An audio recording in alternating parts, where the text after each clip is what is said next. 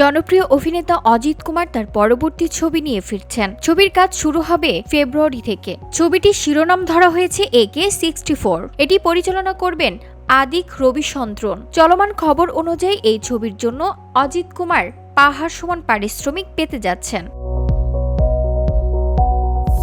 প্রায় 183 কোটি রুপি পাবেন অজিত ছবিটিতে অভিনয় করে। তার পারিশ্রমিকের পরিমাণ শুনে সবার চোখ যেন কপালে।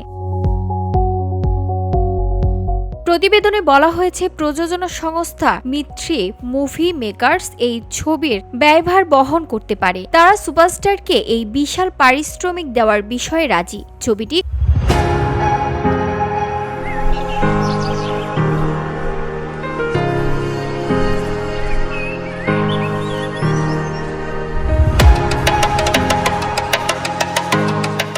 অত্যন্ত বড় পরিসরে নির্মিত হবে বলে শোনা যাচ্ছে, তবে প্রযোজনা সংস্থা ও আনুষ্ঠানিক তথ্য এখনো প্রকাশ হয়নি।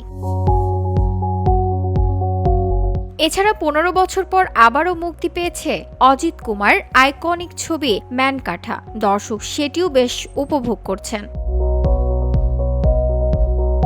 VOD Bangla news desk.